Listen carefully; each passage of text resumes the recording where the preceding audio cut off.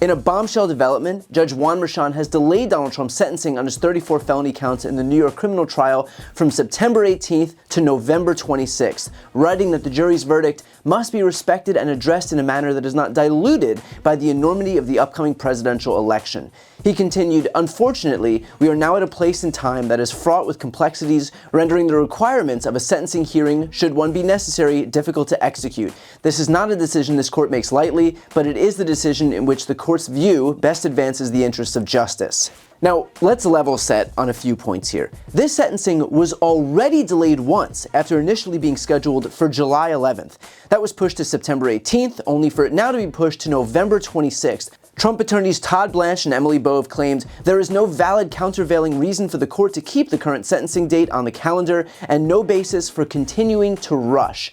But what they claim is a continuation of rushing is actually a trial in which Trump was now convicted 6 months ago and still hasn't been sentenced. Far from it being rushed, Donald Trump is actually enjoying a massive delay that is both unfair and not in the slightest bit customary. His crimes were not victimless, and the fact that he's been able to escape accountability is a slap in the face to all those who expect the justice system to operate without fear or favor. Consider, too, to put things into perspective here, what we just heard from Judge Chutkan in D.C. yesterday in her back and forth with Trump lawyer John Lauro, who was complaining that that case would be proceeding during what Lauro called a, quote, sensitive time, to which Judge Chutkan replied, "This court is not concerned with the electoral schedule." Lauro then said, "We are talking about the presidency of the United States," to which Chutkan replied, "I am not talking about the presidency, I'm talking about a 4-count indictment. The subtext of your argument here is that these are sensitive times. It strikes me that what you're trying to do is affect the presentation of this case so as not to impinge on an election."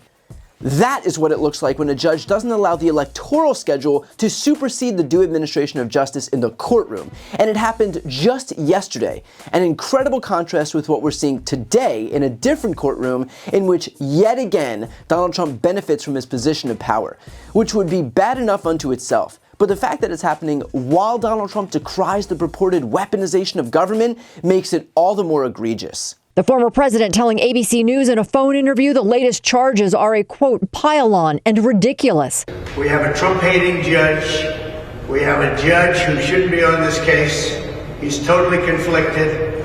It was a setup, a rigged deal. This was a rigged trial by a conflicted judge who was corrupt. It's a rigged trial, a disgrace from the judge who's, as you know, very conflicted and corrupt. Said this is an outrage that this case was brought.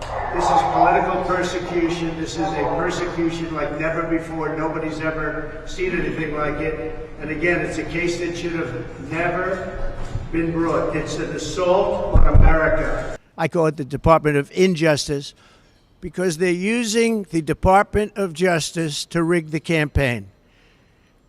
These cases are disgraceful. Now, they're brought, for the most part, in front of very hostile areas where Republicans get 3 or 4%, like downtown Manhattan, in front of very hostile judges, like you wouldn't believe. Judge Merchan, Judge Engoron, and Judge Kaplan, all of them hostile areas.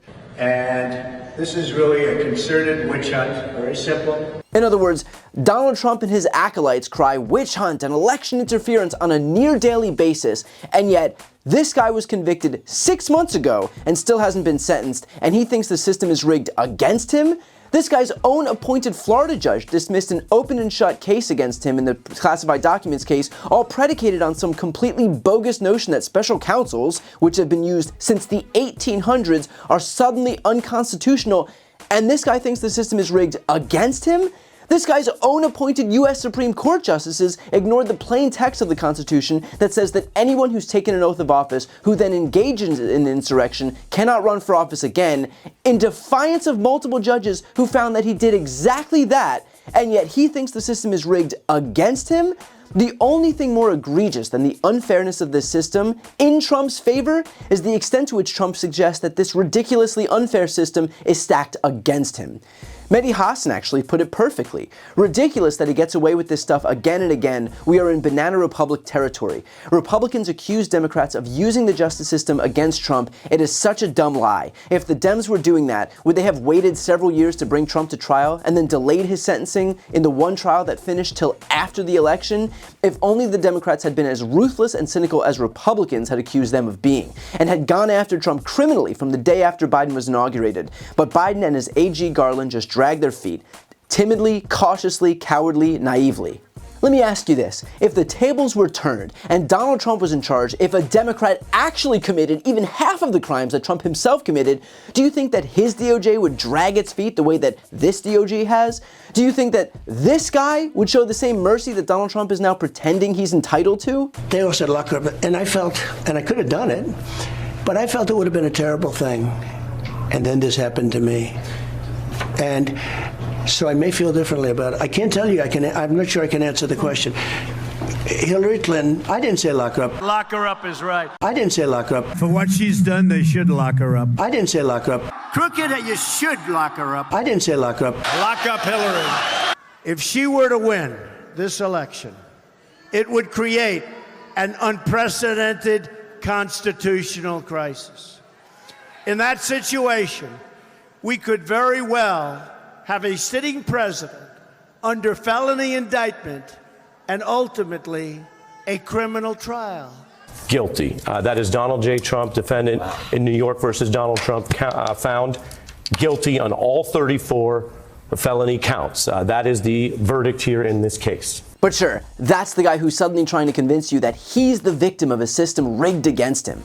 The guy hasn't faced an ounce of accountability for crimes that he committed years ago, crimes for which he was literally convicted, all after spending years claiming that his innocent political opponents should be locked up. We are living in the legal upside down, all thanks to Donald Trump. Now, with all of that said, there is some silver lining. My Legal Breakdown co-host Glenn Kirshner offered this up to me. One step up, two steps back. But here's the one consequence of this development.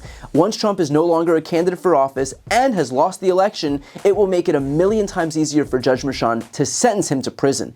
And that much is true, because in the same way that the presence of an upcoming election is clearly impacting Judge Merchan's willingness to sentence Donald Trump, it works both ways. Because the absence of an election will mean that it's that much easier for Judge Merchan to sentence him.